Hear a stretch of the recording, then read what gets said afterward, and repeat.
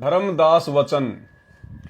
धर्मदास विनय कर जोरी, चूक डिठाई बख्शो मोरी। धर्मदास जी ने कहा कि हे गुरुदेव, यदि मैंने आपके साथ में कोई बदतमीजी की हो, यदि मैंने कोई डिठाई की हो, तो हाथ जोड़कर मैं आपसे विनती करता हूं, आप मुझे क्षमा करना।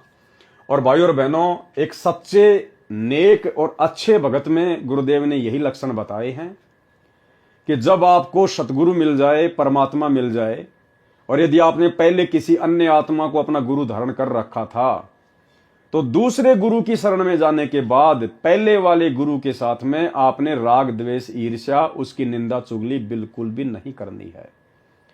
क्योंकि जहां तक का उसको ज्ञान था वहां तक उसने आपका मार्गदर्शन किया। अब आपको आगे का गुरु मिल गया, आगे का ज्ञान मिल गया, अब हमने पहले वाले गुरु की निंदा चुगली नहीं करनी, अन्यथा हम गुरुद्रोही की श्रेणी में आ जाते हैं। और ठीक इसी प्रकार सतगुरु रामपाल जी परमेश्वर जी ने बताया कि मेरी शरण में आने के बाद और किसी कारण से यदि आपको मेरा ज्ञान अच्छा नहीं लगा, मेरा भक्ति मार्ग अच्छा नहीं लगा, तो बेशक आप जी मुझे छोड़ के किसी अन्य की शरण में जा सकते हो, लेकिन आपने फिर अपने पहले वाले गुरु की निंदा चुगली नहीं करनी, अन्यथा फिर आप जी जन्म जन्मांतरों तक इस काल के जाल से छूट नहीं पाओगे, संतों की निंदा करने के दोषी बन जाओगे। तो धर्मदास जी ने अपने पहले वाले गुरु के साथ बड़ी आधीनी भाव से और कहा कि गुरुदेव, यदि मेरे से कोई गलती हो गई हो तो आप मुझे क्षमा करें, माफ करें, क्योंकि मुझे तो अपना आत्म कल्याण करवाना है। हम ते ही पद अब सेवई जाई, अब हम उन्हीं के पास जाएंगे और वो जो हमें भक्ति बताएंगे उसी अनुसार हम सेवा करेंगे। जिन यह अगम मोही बताई, जिन्होंने मुझे यह आगे का रास्ता बताया है। तुम हो गुरु वो सतगुरु मोरा। धर्मदास जी ने सोचा कि कहीं नाराज ना हो जाए, कहा आप तो मेरे गुरुजी हो और वो मेरे सतगुरु हो जाएंगे। उन हमारे यम फंदा तोड़ा, उन्होंने हमारा भ्रम निवारण कर दिया, काल के जाल से परिचित करवा दिया। तुमने ज्ञान दे अभक्त से छुड़ावा। हे गुरुदेव, आपने मुझे अपने स्तर का ज्ञान देके आपने मेरी बुराइयों को छुड़वाया है।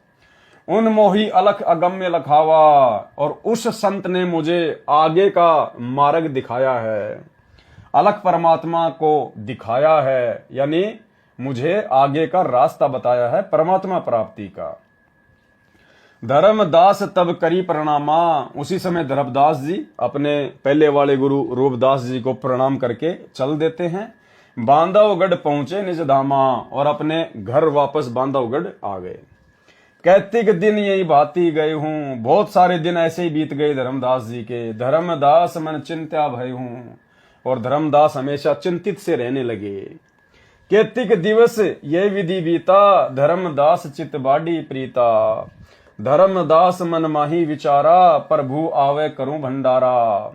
अब धर्मदास जी ने मन में विचार किया कि भाई वो साधु महात्मा, जिंदा महात्मा जिन्होंने मुझे आगे का रास्ता बताया है, वो मुझे कैसे मिले, किस विधि से मुझे मिले परमात्मा। चिंतित रहने लगे। अचानक से फिर धर्मदास जी को ध्यान में आया कि उन्होंने मुझे कहा था कि धर्मदास, जहां पे साधु संगतियां होती हैं, जहां पर समागम होते हैं, धर्म भंडारे होते हैं, वहां मैं पहुंच ही जाता हूं। तो ये प्रेरणा भी परमात्मा ने ही धर्मदास जी को की। धर्मदास मन माही विचारा, प्रभु आवे करूं भंडारा, कि अगर मैं भंडारा करूं तो हो सकता है मेरे प्रभु दर्शन देने के लिए आ जाएं। यज्ञ माही साधु जिमाऊं, जिंदा कहत हम साधन मा आऊं। धर्मदास जी को याद आया कि जिंदा बाबा कह रहा था कि मैं तो साधु संतों के बीच में रहता हूं। तो धर्मदास जी ने सोचा कि धर्म भंडारा करके, वो यज्ञ करके मैं साधु संतों को जिमाऊंगा। इस विधि में दर्शन पाऊं, हो सकता है इस विधि से मुझे उनके दर्शन हो जाएं, अपना सब संसा नसाऊं, और अब की बार यदि मिल गए तो मैं अपनी सारी शंकाओं का समाधान करवाऊंगा। मैं उनसे कोई वाद विवाद नहीं करूंगा। धर्मनि 3 दिवस धर्म यज्ञ आरंभा। धर्मनि यानी धर्मदास जी ने 3 दिवसीय 3 दिन का धर्म भंडारा शुरू करवा दिया। अंतिम दिन हुआ अचंबा, और अंतिम दिन, तीसरे दिन तो चमत्कार हो गया, क्योंकि परमात्मा आ गए।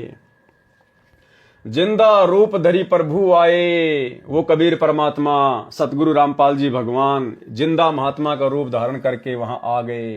कदम वृक्ष तले आसन लगाए और पास में ही एक कदम का पेड़ था। परमात्मा वहां पर आकर विराजमान हो गए। आसन अधर देह नहीं छाया। अब परमात्मा ने क्या चमत्कार दिखाया। जिस कदम के पेड़ के नीचे परमात्मा विराजमान हुए, परमात्मा का जो आसन था वो जमीन से ऊपर था। परमात्मा जमीन से ऊपर 1-2 फुट ऊंचे बैठे हुए थे बिना किसी सहारे के, और देह नहीं छाया और उनके शरीर की छाया भी नहीं थी। आसन अधर और देह नहीं छाया, अविगत लीला देख हर्षाया। धर्मदास जी जिंदा बाबा की, अवगत परमात्मा की, सतगुरु रामपाल जी परमेश्वर जी की, कबीर भगवान की इस अद्भुत लीला को देखकर मन ही मन में बड़ा हर्ष आया। धर्मदास वचन, ज्ञान प्रकाश, पेज नंबर 23। जोरी पानी में पूछो स्वामी। धर्मदास जी ने उसी समय पानी यानी हाथ जोड़े अपने स्वामी के आगे। कहो कृपा करी अंतर्यामी। हे गुरुदेव, हे महात्मा जी, आपने बहुत बड़ी दया बख्शी मेरे ऊपर। हे अंतर्यामी, आप तो जानी जान हो। अहो साहिब नाम का आही, परचे नाम कहो मोई पाई। गुरु अरु सतगुरु तुमको का कहूं। हे प्रभु कौन देश तुम रहूं। मैं आपको अपना गुरु कहूं या सतगुरु कहूं। आप कौन से देश में रहते हो, कहां से आए हो आप। जिंदा वचन, हो धर्मनी जो पूछे मोही। सुनहूं सुरती धरी कहो मैं तो ही। ध्यान से सुनो जो मैं तुम्हें बताता हूं। जो आपने मुझे पूछा है ना, हो धर्मनी जो पूछे मोही, आपने मुझसे जो सवाल किया है ना, अब ध्यान से सुनो मैं तुम्हें बताता हूं। जिंदा नाम है सुनो मोरा। मेरा नाम है जिंदा बाबा, जिंदा महात्मा, जिंदा भेष खोज किए तोरा। हम सतगुरु कर सेवक आही। परमात्मा ने अपने आप को छुपाया धर्मदास जी के सामने। अगर परमेश्वर अपने आप को कह देते कि मैं ही परमात्मा हूं, मैं ही सत्य पुरुष हूं, तो धर्मदास जी के मन में फिर से अनेकों प्रकार की शंकाएं काल प्रेरणा से मन में उमड़ आती कि परमात्मा तो निराकार होता है, हमारे जैसा थोड़ी होता है, दिखाई थोड़ी देता है, परमात्मा का शरीर थोड़ी होता है, वो तो निराकार है। तो परमेश्वर ने हम तुच्छ बुद्धि जीवों की तुच्छ बुद्धि को देखते हुए और क्या कहा, हम सतगुरु कर सेवक आही। हम तो सतगुरु के सेवक हैं, उनके शिष्य हैं। सतगुरु संग हम सदा रहाई। और हम तो अपने सतगुरु के हमेशा साथ में रहते हैं। सत्य पुरुष वह सतगुरु आही। और जो मेरे गुरुजी है ना, जो मेरे सतगुरु हैं, वो कौन है, खुद ही सत्य पुरुष है। क्योंकि सतगुरु की भूमिका खुद कबीर परमात्मा ही निभाता है। भाई और बहनों, ये हमें शिक्षा दे रहे हैं परमात्मा इन वाणियों के माध्यम से कि आज वर्तमान में कलयुग की बिचली पीढ़ी में सतगुरु रामपाल जी के रूप में वही धर्मदास जी का सतगुरु पुनः प्रकट है। तो जैसी लीला परमात्मा ने धर्मदास जी के साथ में की अपने आप को छुपाते हुए, ठीक वही लीला परमात्मा आज वर्तमान में कर रहे हैं। तो हमारे पूज्य गुरुदेव स्वयं ही सत्य पुरुष हैं, अविगत पुरुष हैं, कबीर भगवान हैं। सत्य पुरुष वह सतगुरु आही, सत्य लोक वह सदा रहाई। और वे कहां रहते हैं, सत्य लोक में। सकल जीव के रक्षक सोई, वही सत्य पुरुष तीनों लोकों में प्रवेश करके सबका भरण पोषण करता है, वो सबका रक्षक है। सतगुरु भक्ति काज जीव होई। सतगुरु की भक्ति से ही जीव के कार्य सिद्ध होते हैं। सतगुरु सत्य कबीर सो आही। मेरे जो सतगुरु है ना, वो खुद ही सत्य कबीर है। गुप्त प्रकट कोई चिन्ह नहीं। वो अपने आप को इसी प्रकार से छुपा कर यहां पर प्रकट करते हैं, उनको कोई समझ नहीं सकता। सतगुरु आज जगत तंदारी। वो सतगुरु जो सतलोक में रहता है, जो सत्य पुरुष है, इस जगत में आकर आप और हमें ज्ञान देने के लिए वो शरीर धारण करता है। दासा तन धरी शब्द पुकारी। और अपने आप को दास कहकर आप और हमें शब्दों के माध्यम से, सत्संगों के माध्यम से, वाणियों के माध्यम से पुकार पुकार के समझाता है। काशी रही परखी हम पावा। मेरे सतगुरु काशी में रहते हैं, सत्य नाम उनमोहि दृढ़ावा। और उन्होंने मुझे वो सच्चा नाम दे दिया है भक्ति के लिए। जम राजा का सब छल चीन्या, निरखई परखई यम सो भीना। तीन लोक जो काल सतावे, ताको ही सब जग ध्यान लगावे। और धर्मदास जी, तीन लोक में जो काल सबको दुखी करता है, परेशान करता है, उसको ना समझकर तीनों लोकों के प्राणी सब काल की पूजा में ध्यान मग्न है।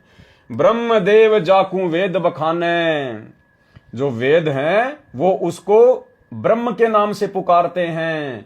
ब्रह्मदेव जाकू वेद बखाने, कि वेदों में उसका नाम ब्रह्म है। सोई है काल कोई मरम न जाने, वही काल है, उसी ब्रह्म को काल कहते हैं, जिसका भेद यहाँ 21 ब्रह्मांड में कोई जान नहीं पा रहा है, क्योंकि वो गुप्त रहता है। उसने कसम खा रखी है, मैं किसी के सामने अपने वास्तविक काल रूप में प्रकट नहीं होऊंगा, और गुप्त रूप में ब्रह्मा विष्णु महेश और दुर्गा के माध्यम से अपनी सारी व्यवस्था सेट करवाता है।